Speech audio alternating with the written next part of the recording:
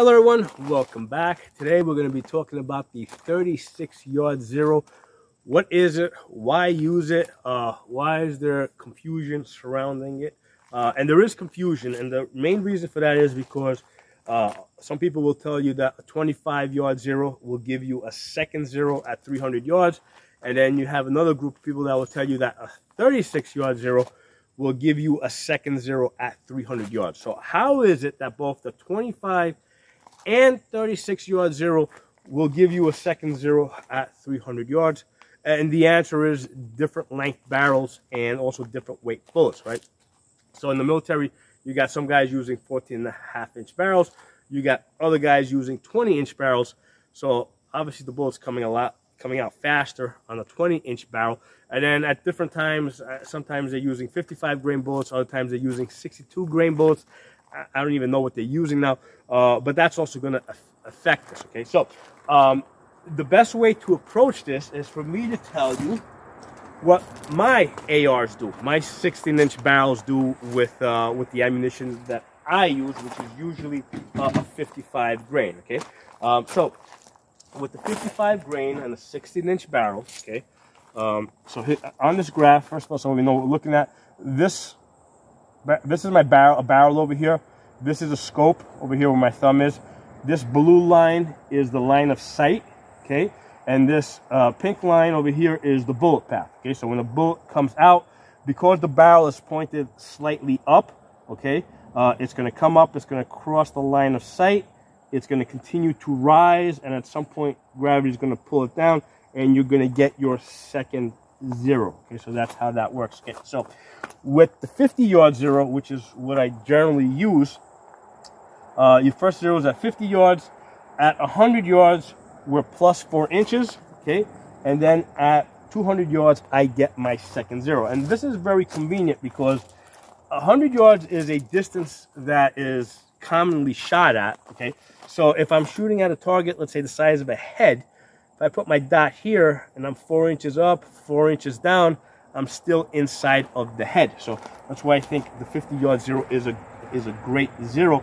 But the important thing here is not so much what I zero in initially, but what am I doing at 100 yards? And I'm going to keep coming back to that point. So I like the idea of at 100 yards, 4 inches up, okay, which means that out to 250 yards, I'm going to be 4 inches down. That's really good. That's something I can easily work with, okay?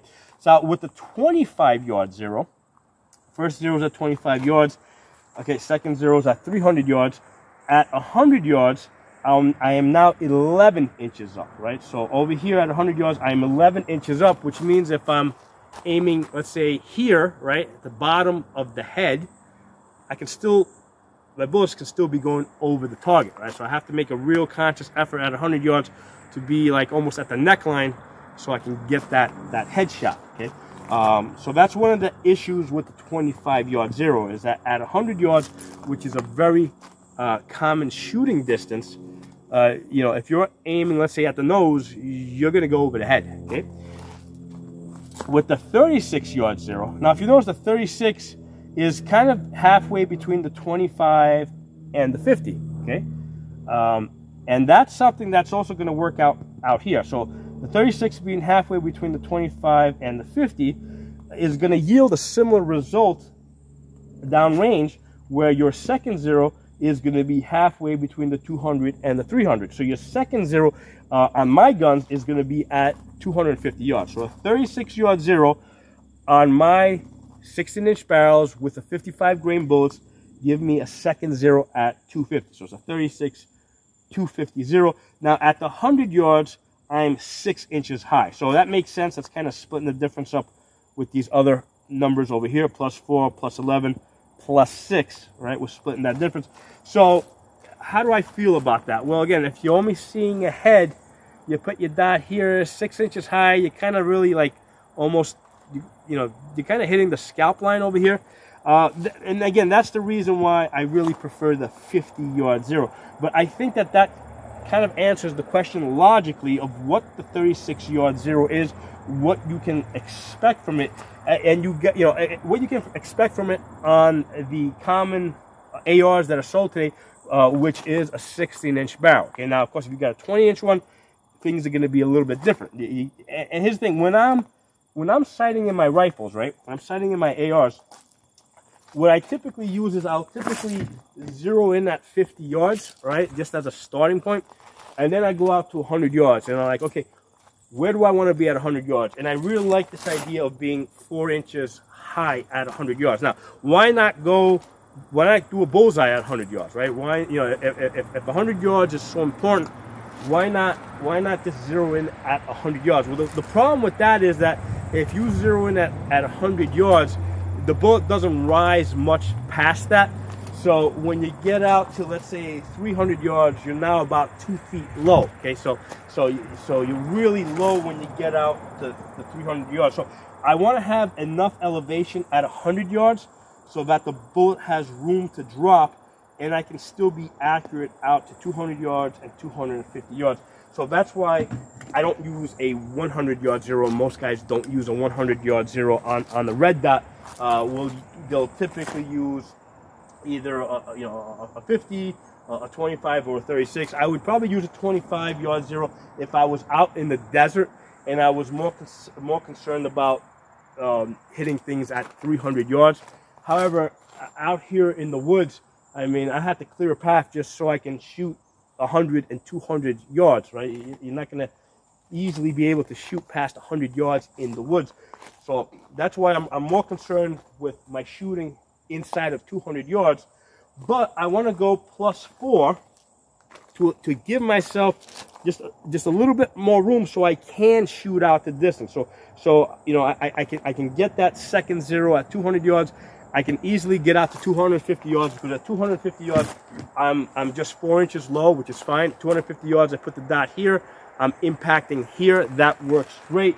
And then I know that if I'm going to be shooting at 300 yards with the 50-yard zero, I'm 10 inches low. So basically, I got to put it on the head in order to hit the chest area.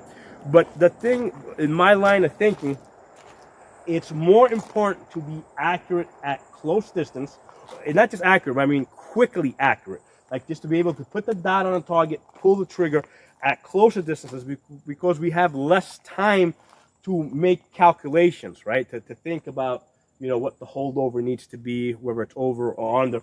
So at closer distances, I want to be able to make faster shots, okay? If I'm shooting at something at 300 yards, okay, if I have a threat at 300 yards, I'm more concerned with getting behind cover than I am of immediately returning fire, because I have the time to do that. And then from, you know, also I have the time to think about like what elevation adjustment I need to make. So at 300 yards, basically I got aim at the head to hit the chest, or if all I'm seeing is a head, and I'm probably not going to see that at 300 yards, so that's not even a shot that I can take. But if I did know where the head was, you know, basically I got to go about 10 inches above that. But at 300 yards, I've got the time to think about that, okay? Whereas if I got, you know, if I have to make a shot at 100 yards, that has to be done a lot quicker.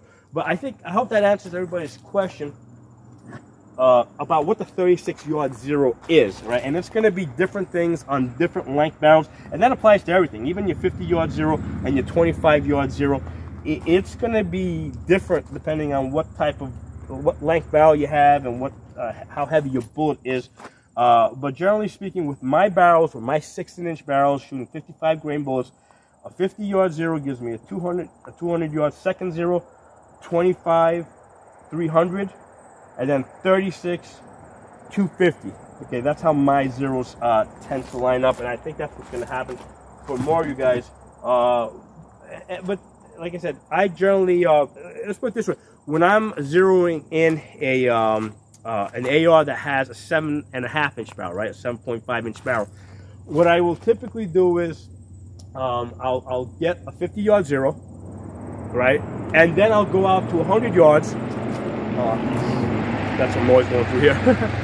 Motorcycle, get out of here.